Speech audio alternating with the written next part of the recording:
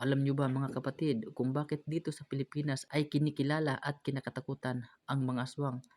Lalo pat tayong mga Pilipino ay takot sa mga aswang. Ngunit walang kahit isang napapatunayan na mayroong mga Pilipino na nakakita ng ganitong uri ng nilalang.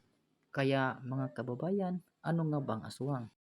Ang aswang mga kababayan ay isang payong o termino para sa iba't ibang mga masasamang nilalang na nagbabago ng hugis sa alamat ng mga Pilipino, no? Tulad ng mga vampira, multo, mangkukulam, at bisira, suckers o sa English, at pagbabago ng mga hybrid na human beast, no? Karaniwan nito ay ang mga aso, pusa, baboy. Ang aswang ay paksa ng iba't ibang mga alamat, kwento, sining, at pelikula.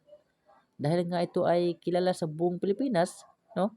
Napansin ng mga kolonyalismong Espanyol na ang aswang ay ang pinakatatakutan sa mga gawa-gawang nilalang sa Pilipinas, no?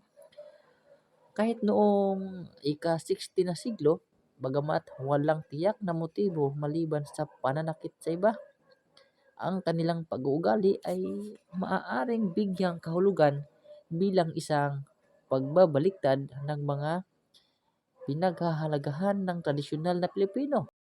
Ang aswang ay lalong sikat sa katimugang bahagi ng Luzon at ilang bahagi ng Mindanao at Visayas, lalo na sa lalawigan ng Visayas ng Capiz.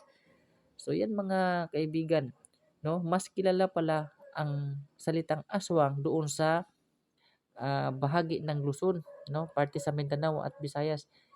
Lalo na tayong mga Pilipino ay takot at malimit na gustong makakakita ng ganitong uri ng nilalang. No, bagamat wala tayong napapatunayan na ang ganitong uri ay totoo o nakikita na ng kahit anong tao dito sa Pilipinas. So na lang siguro sa mga haka-haka ng iba't ibang tao